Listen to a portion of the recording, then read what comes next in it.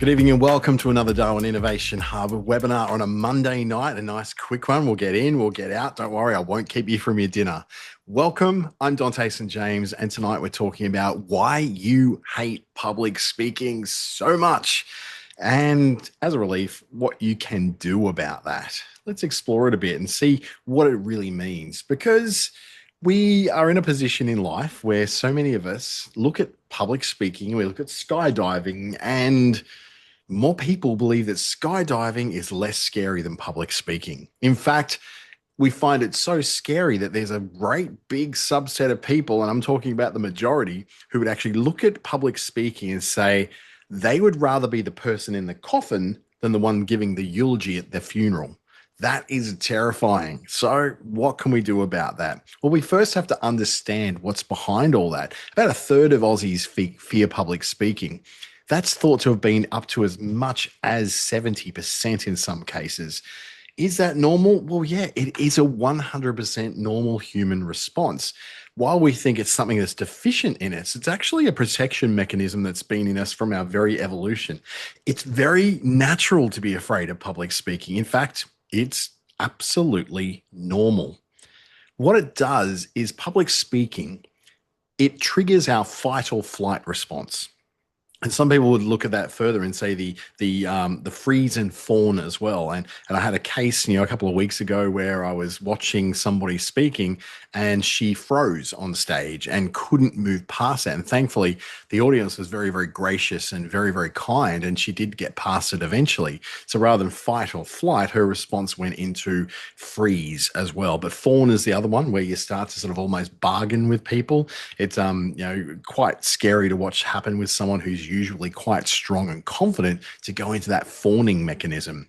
So the brain actually sees that many people in an audience and sees a threat. It sees only a threat. Now you think about it, there's another thing called trypophobia, and something I actually do struggle with a little bit myself is when there's lots of dots close together, lots of little eyes, they look like little eyes, like things like lotus pods or the top of a crumpet even is enough to actually make me feel a little bit ill in my stomach. And that is, again, a fight or flight response from something that my brain is somehow seeing or perceiving as a threat. So when you see those people out there with all those eyes, it's a threat to your ancient brain. You think about it, there's probably more people in that room in most cases than you would see in your lifetime as a Neolithic human. And that's why we get this fight or flight response. The racing heart, the sweaty palms, the shaking voice, the freezing, the flushing, the red flushing in our faces, even to little twitches we get. Like I used to get little twitches and I'd have to put my hand in my pocket because my fingers would start jiggling like little jazz hands. That's all completely natural, because it's not natural for the human brain to be able to deal with speaking in a public setting like that. Usually what it was back in Neolithic times, the one person was a leader, they did the speaking in front of everybody. They had overcome that fear. The everyday person didn't get any of that. The everyday person didn't get any kind of training or any sort of practice in this unless they were being trained to be the next great speaker or orator or leader or the druid of that particular tribe. So when we look at this and go, well, it must be me that's deficient, it's not us at all. It's all of us. It's all of humanity. No one was born to do this. So that means we're doomed, right? We're absolutely doomed. Not at all. But there are things that happen in our minds that we have to get a grip on. One of those is what we call is catastrophizing. And catastrophizing is looking at anything that possibly feels negative or somehow uncomfortable and taking it to the nth degree. So instead of you going, oh, I'm a bit nervous, you go straight to the nth degree, which is I'm going to completely freeze up, make an absolute fool of myself, and I'll be a mess. We go there and we just go right to the end. We don't just start with the, I'm nervous, that's interesting, and see it as data. No, we go straight to it. I'm going to mess this up in front of everybody. We also tend to go into mind reading. And this one might sound really familiar to people because you're going on stage or you're going in front of people and you say, everyone thinks I'm fat. Everyone thinks I'm ugly. Everyone thinks I'm terrible. Everyone thinks I'm absolutely terrible speaker. Everyone thinks I'm a fool. I've made a fool of myself. Everyone can see it. And we don't know any of that. There's nothing to indicate that anybody's thinking any of that about us. But here we are taking it to that nth degree again by trying to pretend that we can somehow read people's minds. Now, what you'll generally find in most situations of public speaking, when you start to get nervous and you start to show some of those sides of getting nervous, so they're those symptoms of getting nervous, empathy comes from the audience. Very few, if anybody, is ever sitting there just laughing at you or thinking you're a fool. For most people, what they're doing is going, oh my God, I'm so glad it's not me up there because I don't think I could do it. She is so brave. Oh my God. That's what's really going on. But our mind reading that we think we're doing goes, of course, to the worst case scenario. And then we have this really good power to filter just the worst possible outcomes, which is focusing on everything that's not perfect about ourselves, whether it's what we look like, whether it's what we speak like, our makeup, our dress, all of that sort of stuff. We go straight to the focusing on mistakes. We're not focusing on anything we've done right, like the fact that we even showed up at all. That's a pretty big achievement. No, no, no. We go straight to mistakes. Human beings, through our evolution, are geared towards avoiding failure. So instead of, let's say someone drops a $50 note in the street, right? They'll drop that $50 note in the street, not know it's gone, walk off, and then discover, an hour later, oh my goodness, I've lost that $50 note. And they will obsess about that $50 for the next week because they've lost this thing. Oh my God, I've lost $50. The person who finds that $50 will look around and go, oh, I don't know who this is for. Well, I guess, finders keepers. I'm lucky. They go and spend it and it's forgotten about. They may mention it when they get home and say, oh, look, I found $50 on the street. How lucky is that?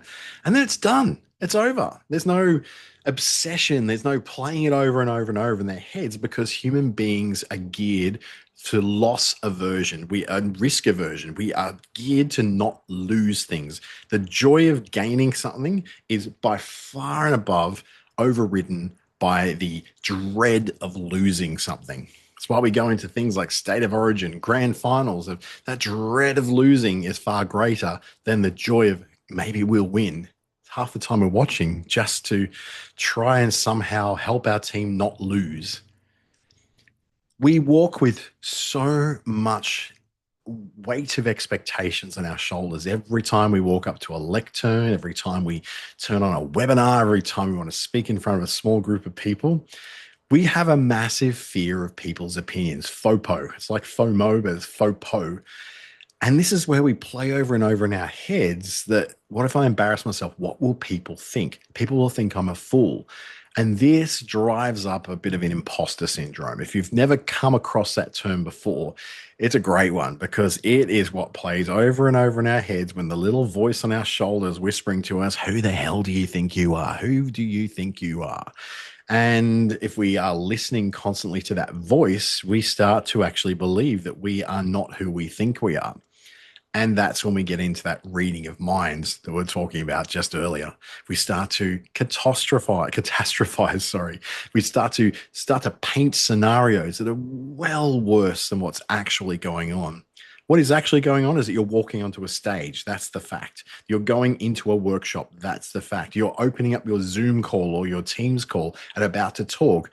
That's all the facts are. All the other stuff, we're filling the gaps with that because we do have a massive weight of expectation that we are somehow at the center of everybody's lives right now and that their opinions are going to make or break us.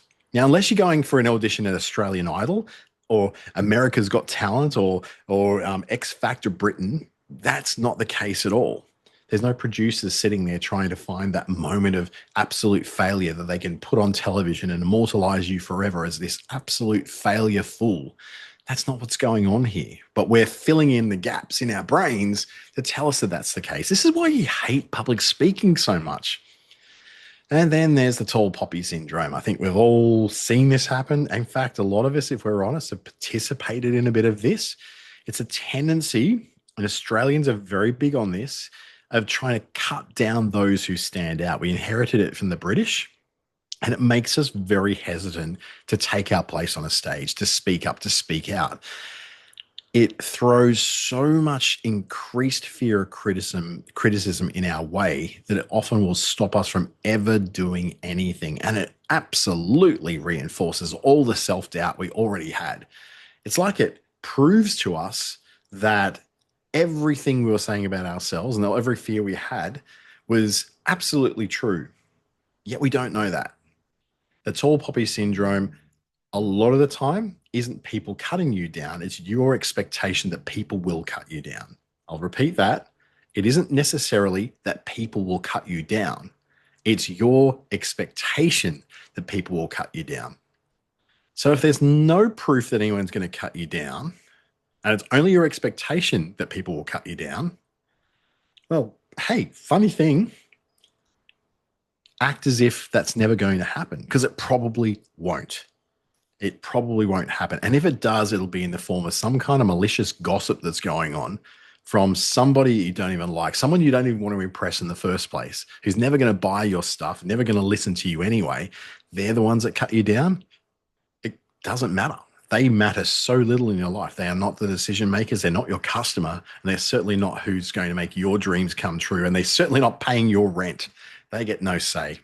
So how fear shows up when we're doing this, and again, this is all counting towards reasons why we hate public speaking so much, is that real physical reactions happen due to that fight, fawn,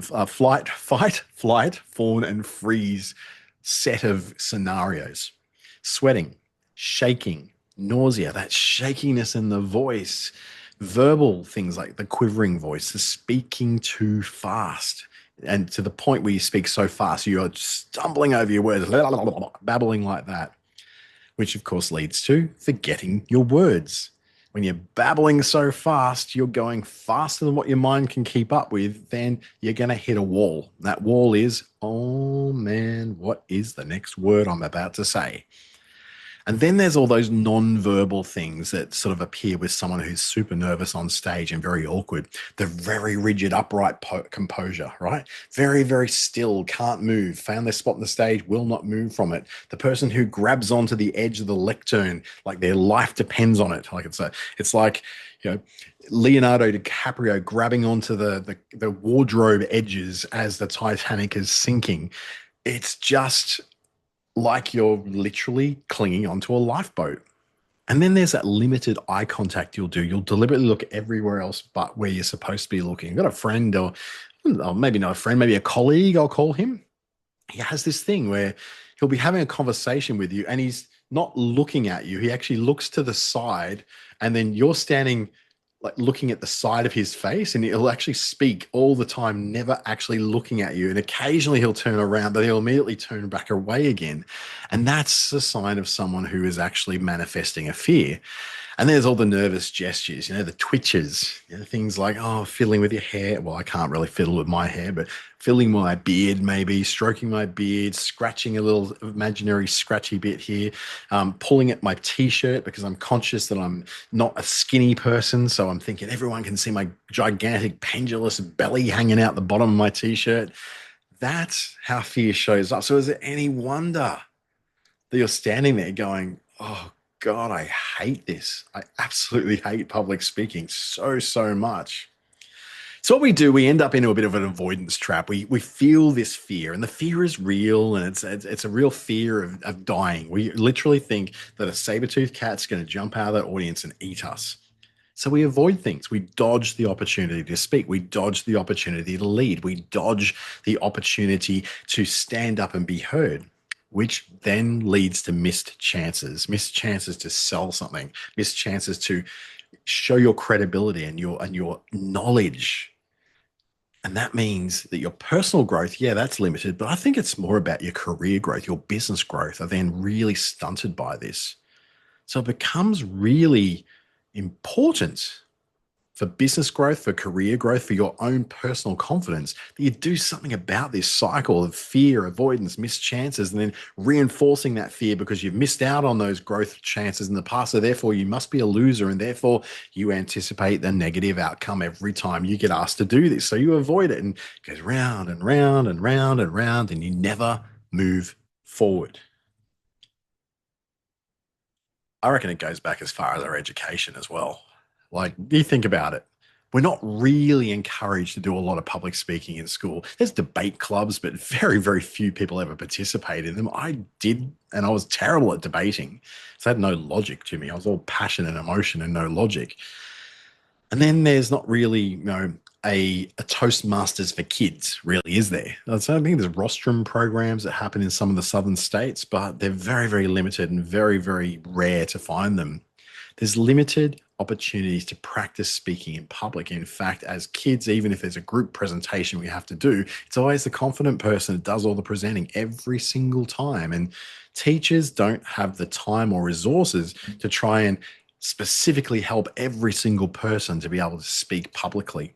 And public speaking is not a core focus. So all those essential communication skills usually end up with kids really underempowered and underdeveloped when they hit, say, university and they have to do presentations, or the workforce where they have to do toolbox talks if they're a tradie, or if they have to do some kind of sales presentation or a marketing presentation or a live stream or webinar.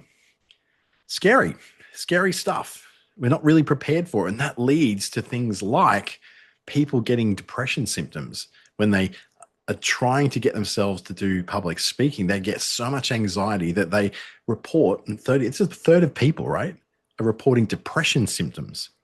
And 45% of us miss out on promotions and opportunities. And we'll tend to then, internalize it and say, "Oh, we're a failure," or we'll blame the system, or blame all the confident people, the pretty people always get ahead. But the reality is that you can overcome this kind of stuff, and you just need a few strategies. And we will not solve all the world's public speaking problems tonight. I promise you, I'm not that good. But with a bit of work in these areas, you can do that. There are ways forward, and they are proven time and time again. Things like being prepared before you go on stage. Just a couple of weeks ago, I trained someone, getting them ready for their big public speaking thing they were going to do interstate. They went and they did the public speaking and had an absolutely atrocious failure at it, all because they didn't do the preparation. They did a bit of practice with me a week before, but didn't do their preparation before they went and when they got to the venue. It also means a little bit of what we call cognitive restructuring, which is addressing your self-talk, right? It's a really fancy way of just saying, shut up, brain, you're talking full of crap.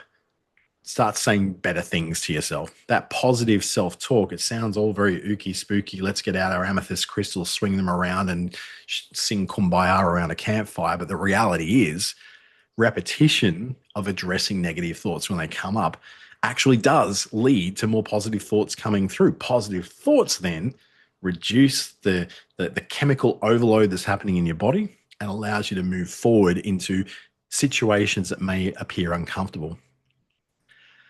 But jumping in the deep end has never really helped anyone with public speaking. It tends to reinforce your expectations of failure because you will make mistakes. You will get nervous. You will babble. You'll stumble. You'll and you'll and you might even fall over on the way up the stairs onto the stage. So what we do, we gradually build up exposure. We start small, speaking to friends, speaking to our family, speaking to a mirror, to a Zoom call that we record, to even just a mirror.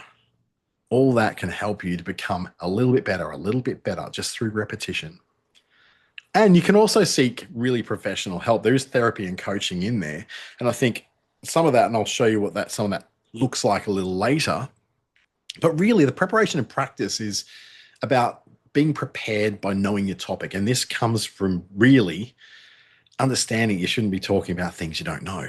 That's where the failure comes. If you're trying to fake it till you make it, you're not going to fluke it. Very few people can pull that off where you say, okay, I've got 5 minutes. You've got to speak about this thing. Let's go. And then, of course, most people are going to fail at that because there's no preparation.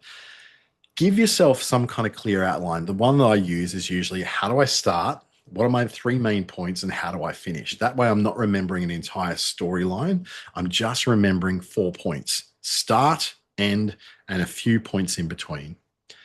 Practicing aloud allows you to feel what the voice is and what the voice sounds like and hear what the voice sounds like. And you get to practice your facial expressions or your gestures. Practicing aloud is not like reading it in your head. When you read it in your head, whilst your subconscious brain just goes, oh, yes, you're having a public speaking moment, your reality and your prefrontal cortex, the logical decision-making part of your brain, knows you're faking it. So it's just going to go, yeah, right, okay, yeah, we know this is not real.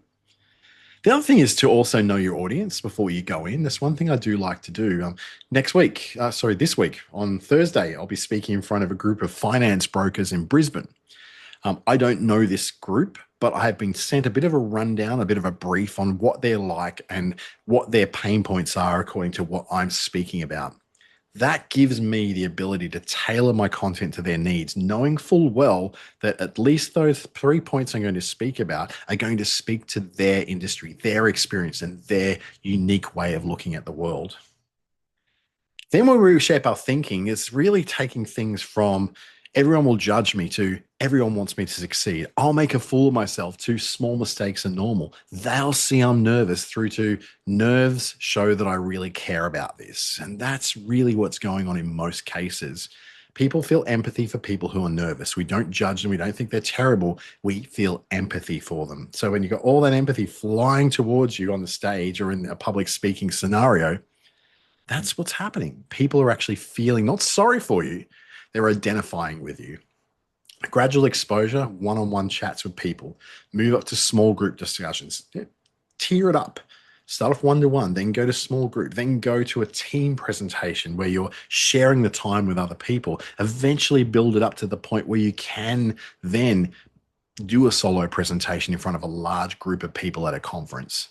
But don't start at the conference, right? Just do bit by bit. And if you have been given a conference you have to speak at and you're not ready for it, just go back to having that practice time with someone at the other end of a Zoom call and see how they let you know how you've gone. How they will give you feedback. They'll give you really honest feedback. In fact, get that really brutal friend, the one who's going to tell you the truth no matter what, because then you know they're not just blowing wind up you. They're definitely going to tell you the truth, but they're doing it in a loving way, and they'll help you to do it in a constructive way as well.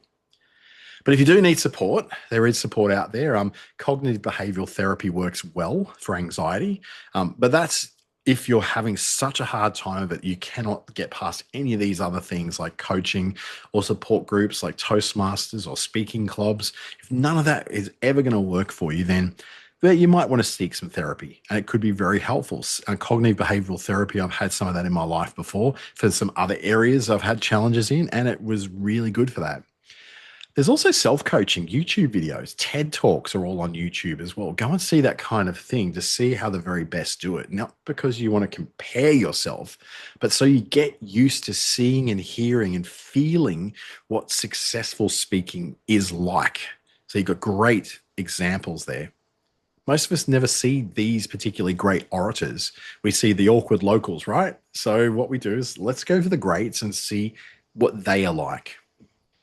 Megan's someone I worked with quite a while ago, and she used to panic before any presentation, but she did that whole small steps thing. She started off by going, all right, before I speak at this conference down in Sydney, how about first of all, I learned how to speak one-to-one with someone. She took up some coaching with me, and that helped her to get through that one-to-one thing, which finally she got to do a team presentation in front of her team.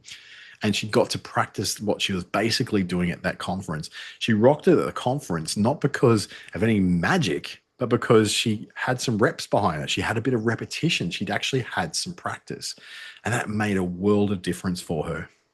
So your action plan is you got to identify what your triggers are. Notice what sparks you off. Notice what it is that makes you, and then feel it in your body. Where is it happening? I like to get people to check in with public speaking training. You say, I'm feeling nervous and I'm feeling it here. It's a tightness in the chest, or it's like a itchiness in my arms, or it's like butterflies in the stomach. Identify where it is, because if you try to ignore it and push it down, it won't go away. It'll just get worse. You acknowledge it.